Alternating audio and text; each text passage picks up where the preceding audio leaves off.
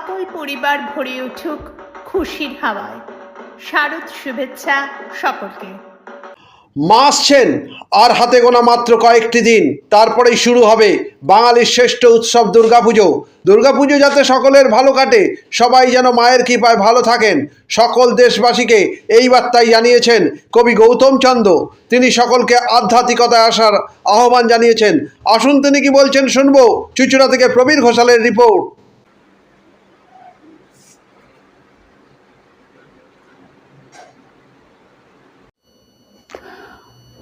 নমস্কার, আমি শ্রী গৌতম চন্দ্র বলছি।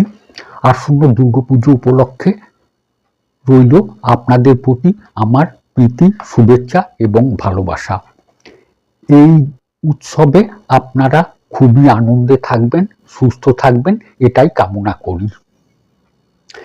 এবারে আমার আধ্যাত্মিকতা সম্বন্ধে কিছু কথা আপনাদের জানাচ্ছি। ধর্ম আসলে সততা, পবিত্রতা, সংযম, সহনশীলতা ইত্যাদির সাথে আজীবন নিজেকে ধরে রাখাটাই ধর্ম। এবার নিজেকে ধরে রাখবার যে শক্তি এবং উৎস, সেটা হচ্ছে সাবটিল এনার্জি। সাবটিল এনার্জিটা কি? সেটা সততা, পবিত্রতা, সংযম, যোগা, এক্সারসাইজ ইত্যাদির মাধ্যমে অর্জিত দেহ মন মস্তিষ্কের অতি প্রয়োজনীয় সূক্ষ্ম শক্তি। এটাই সাবটিল এনার্জি। এই শক্তিটা অর্জন করলে আমরা আজীবন নিজেকে ধর্মে ধরে রাখতে পারবো। এবং এই শক্তির মূল উৎস হচ্ছে পবিত্র দৃষ্টি, যেটা আমাদের দেহ মন মস্তিষ্ককে সঠিক পথে চালিত করে। এই পবিত্র দৃষ্টি আমাদের চোখের সৌন্দর্য এবং শক্তিকে বাড়াতেও সাহায্য করে। এটা মনের সৌন্দর্যকেও নিয়ন্ত্রণ করে।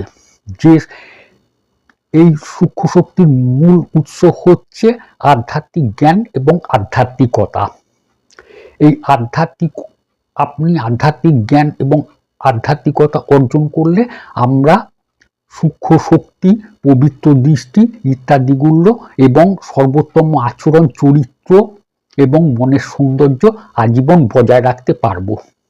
এটাই আমার বক্তব্য।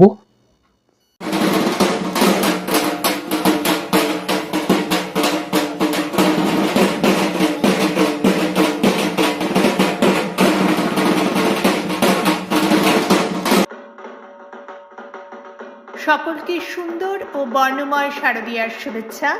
শুভ হোক সব।